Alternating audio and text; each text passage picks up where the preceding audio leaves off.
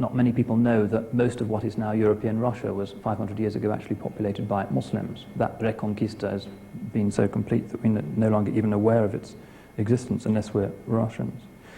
But in modern Spain and Portugal, attitudes to Muslims and to the Islamic presence are interesting and quite ambiguous.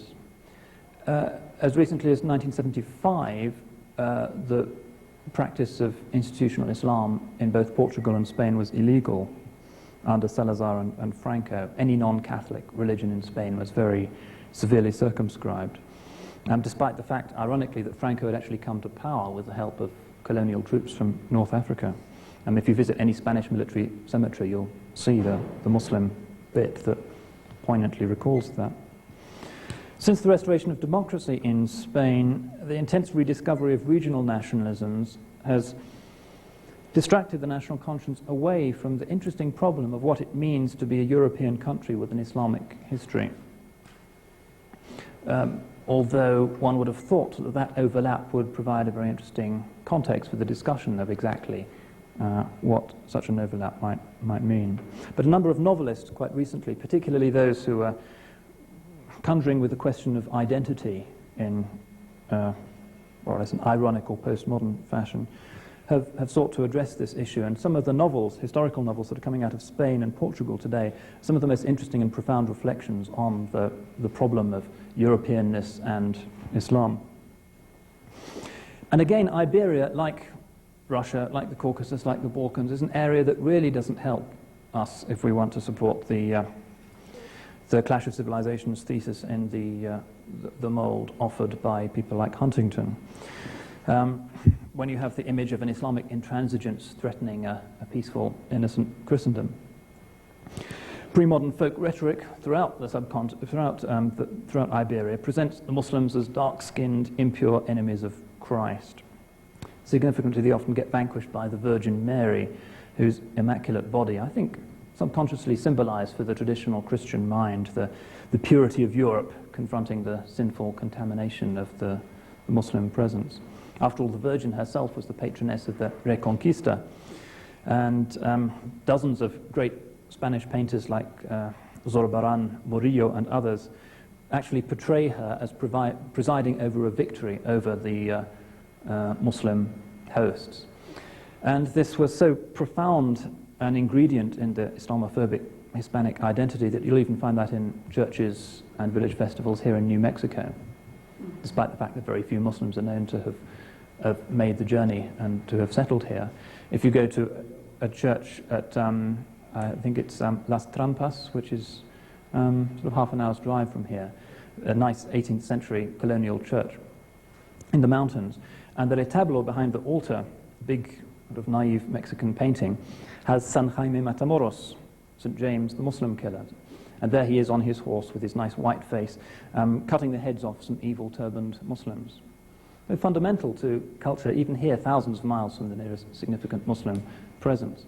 And they have Moros y Cristianos plays in some villages in New Mexico, now supported by the state as part of the indigenous culture, where you have the evil, black-faced Muslims being vanquished by the white-skinned Christian goodies. Yeah. One of the lectures that I did get to do at San Antonio, UT San Antonio, was a discussion of the reemergence of Muslim Spanish colonial people who had come to Texas and who had maintained their Islamic faith up until the early 90s is when they started to acknowledge the fact that yes, they were Muslims, and they came over in 1610, 1504. I think the first Spanish explorer who went through New Mexico and Texas was actually thought to have been of Muslim origin. And it hasn't really been properly researched. There's been a lot of very interesting work on secret Jewish communities in the New World that has been reconstructed basically by using the Inquisition archives.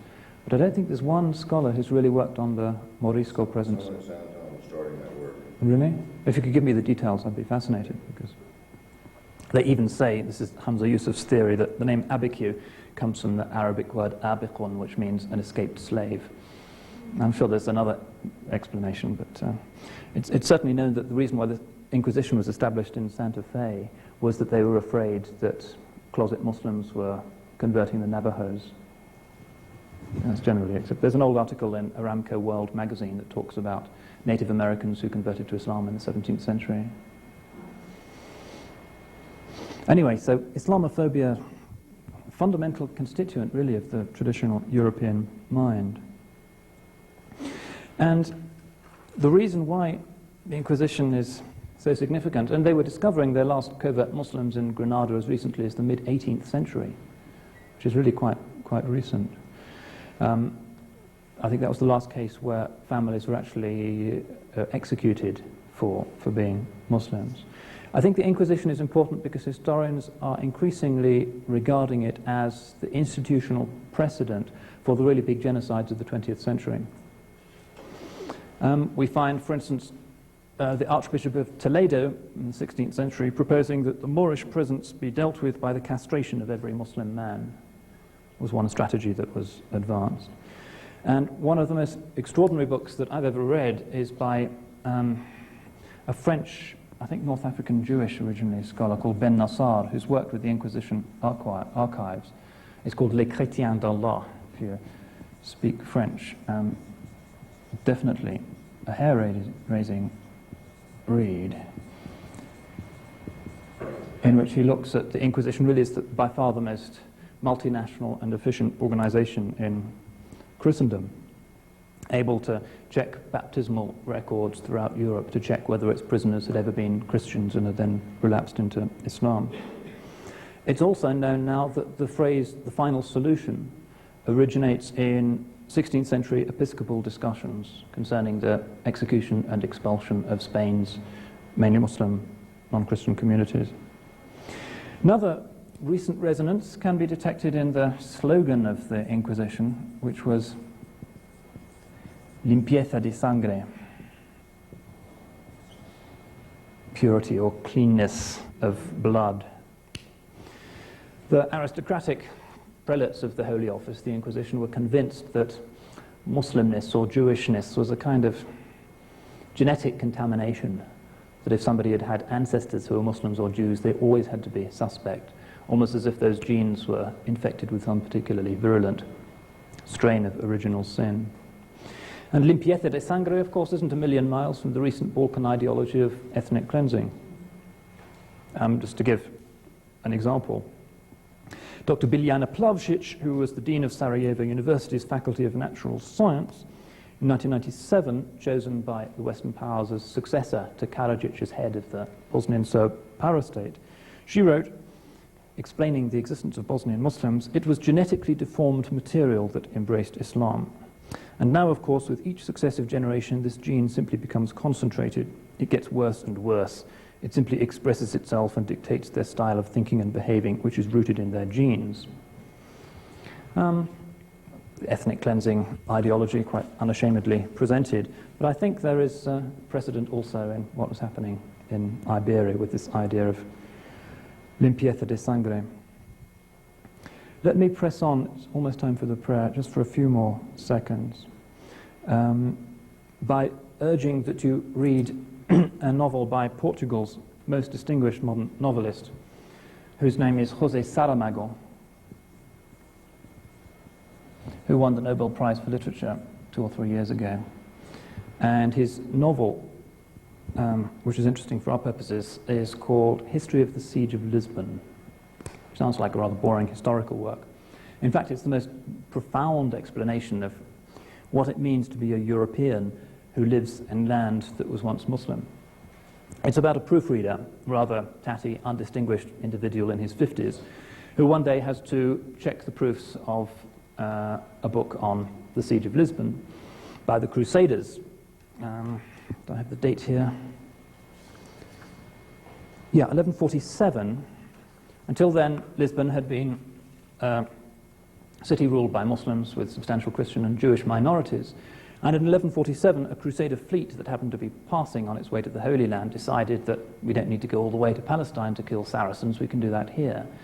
And so they unexpectedly land on the banks of the Tagus, and there unfolds over the next 3 days what was probably the largest single massacre of the Middle Ages, when the entire non-Christian population, maybe 100,000 people, were put to the sword. So Saramago's proofreader is reflecting on this, and in a moment of boredom, he goes out of his house in the old city of Lisbon and works out exactly where the breaching of the fortifications would have taken place, and he realizes that his house is precisely where this happens. And then he experiences a crisis, because he's a very traditional, patriotic Portuguese who likes the Portuguese national epic, the Lusíads, and he realizes that his beloved city, and in fact his country, has been built on the bones of the excruciating suffering of a non-Christian community. And he finds this impossible to deal with. He experiences a kind of crisis. So as he's checking the proofs of the book, he actually changes the proofs, the cardinal sin of the proofreader. And where a sentence says, the Crusaders captured the city of Lisbon, he inserts the word not. So the Crusaders did not capture the city of Lisbon. Because he simply can't accept that his city could have come into being amid such violence against Saracens.